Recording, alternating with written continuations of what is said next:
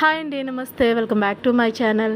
ఈరోజు నేను ఒక మంచి రెసిపీ చేశానండి. అదేంటంటే ఇంట్లో చూడగానే అరిసెలు కనిపించాయి. ఈ అరిసెలు కనిపించగానే నాకు నా చిన్నప్పుడు మా అమ్మమ్మ నానమ్మ వాళ్ళు చేసిన ఒక రెసిపీ గుర్తొచ్చిందనమాట. ఇంకెందుకు లేటు అని ఈ అరిసెలతో ఈ వంట రెడీ చేశానమాట. ఇది ముఖ్యంగా ఆడపిల్లలు తింటే చాలా చాలా మంచిది. నడుముకి చాలా బలం అంటారు. ముఖ్యంగా పీరియడ్ అది అవుతారు కదా, ఆ టైంలో చాలా మంచిదనమాట. మరి రెసిపీ ఏంటనేది చూసేద్దాం. ముందుగా దీనికోసం ఒక పావు కప్పు పప్పు తీసుకోవాలి. కందిపప్పు ఇలా తీసుకుని వాటర్ వేసుకుని బాగా వాష్ చేసుకోండి. ఒక 2 సార్లు 3 సార్లు వాష్ చేసుకున్న తర్వాత ఈ పప్పులోని మిగతా వాటర్ వేసుకుని మంచిగా ఈ పప్పుని బాగా ఉడికించుకోవాలి. ఈ ఉడికించుకున్న ఈ పప్పులోని ఇప్పుడు మనం రెసిపీ అనేది చేసుకోవాలన్నమాట. ఈ పప్పు ఇంకా అరిసెలతో ఏం రెసిపీ చేస్తున్నారని ఆశ్చర్యపోవద్దు, ఇది చాలా బాగుంటుంది. అలాగే ఈ పప్పు ఉడికినప్పుడు చిటికెడు ఉప్పు కూడా వేసుకోవాలి. ఇలా ఉప్పు వేసుకొని ఒకసారి కలిపేసి పప్పుని బాగా ఉడికించుకోవాలి.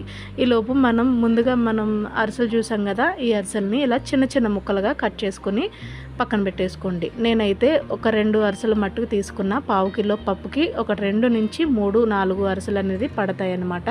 నా అరిసెలు అనేవి కొంచెం పెద్దగా ఉన్నాయి కాబట్టి నేను 2 తీసుకున్నాను. మీ దగ్గర కొంచెం చిన్న చిన్న అరిసెలు ఉంటే కనుక 2 నుంచి 4 తీసుకోండి, సరిపోతుంది. ఇలా అరిసెలన్నీ చిన్న చిన్న ముక్కలుగా కట్ చేసుకుని పక్కన పెట్టుకోవాలి. ఈ అరిసెలు ఇంకా కందిపప్పు ఏంటి అని అనుకుంటున్నారేమో.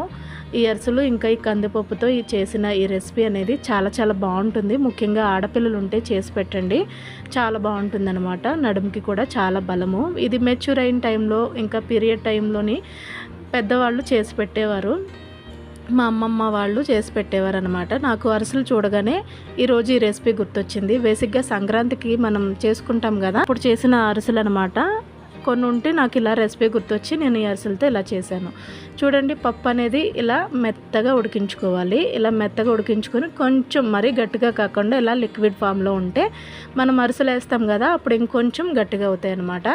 ఇలా వేడివేడిగా ఉన్నప్పుడు పప్పుని మనం ఇలా చిదుముకున్న అరిసెల్ని వేసేసుకుని బాగా కలుపుకోవాలి. కలుపుకుంటూ వేసుకుంటే మనకి వేడివేడి పప్పులోని అరిసెలు అనేవి చక్కగా కలిసిపోతాయి అన్నమాట. ఒక చేత్తో కలుపుకుంటూ ఇంకో చేత్తో అరిసె ముక్కలు అనేవి వేసుకోవాలి. ఇలా వేసుకుని బాగా కలుపుకోవాలన్నమాట. ఈ వేడి మీద ఈ అరిసెలు అనేవి చక్కగా ముద్దలా అయిపోతుంది అనమాట. ఇలా అయిపోయిన తర్వాత దీనిలోని మీ దగ్గర నెయ్యి ఉంటే నెయ్యిని, లేకపోతే నువ్వుల నూనె అంటారు కదా, నువ్వుల నూనెని కానీ వేసుకోవాలన్నమాట. చూడండి, ఇలా అయిపోతుంది. ఇది కొంచెం ఇలా వేడిగా ఉంది కాబట్టి కొంచెం పలుచగా ఉంది, కానీ ఇది చల్లారిన తర్వాత ఇంకొంచెం గట్టిగా అవుతుంది. నేనైతే దీనిలో నువ్వుల నూనె వేసుకున్నాను, నాకు ఆ ఫ్లేవర్ అంటే ఇష్టమని. మీకు కావాలంటే దీనిలో నెయ్యి వేసుకోవచ్చు. ఇలా నెయ్యి వేసుకుని కానీ నువ్వుల నూనె వేసుకుని కానీ బాగా కలుపుకోండి. 3 నుంచి 5 స్పూన్ల వరకు పడుతుందనమాట. ఇలా నూనె కానీ నెయ్యి కానీ వేసేసుకొని బాగా కలుపుకోవాలి. ఇలా కలుపుకుని మనం వేడివేడిగా కానీ చల్లగా అయ్యాక కానీ తింటే చాలా చాలా బాగుంటుంది టేస్ట్ అనేది.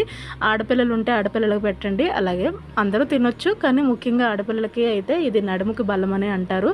పీరియడ్ టైంలో ఎక్కువ పెట్టేవారు మా అమ్మమ్మ వాళ్ళు, మా చిన్నప్పుడు. ఇది రెసిపీ అయితే చాలా బాగుంటుంది. ఈ స్వీట్ ఇంకా మనకి చాలా చాలా టేస్టీగా ఉంటుందన్నమాట. ఇందులోని తీపి ఉంటుంది, అలాగే మనకి పిల్లలు కూడా ఈజీగా తింటారు. ఇది పెడితే కనుక చాలా చాలా టేస్ట్ ఉంటుంది. ఒకసారి తప్పకుండా ట్రై చేయండి. మీకు ఈ రెసిపీ తెలిస్తే కనుక తప్పకుండా కామెంట్ చేయండి. నాకు ఈ స్వీట్ అంటే చాలా చాలా ఇష్టం, అందుకనే అరిసెలు చూడగానే ఇలా చేశాను అనమాట. మా పిల్లలు అయితే ఎంచక్కా తిన్నారు. మీరు కూడా ట్రై చేయండి, అలాగే ఎలా వచ్చిందనేది కామెంట్ చేయండి. వీడియో నచ్చితే లైక్ చేయండి, షేర్ చేయండి, ఛానల్ని సబ్స్క్రైబ్ చేసుకోండి. Thank you so much for watching my video. Please subscribe my channel.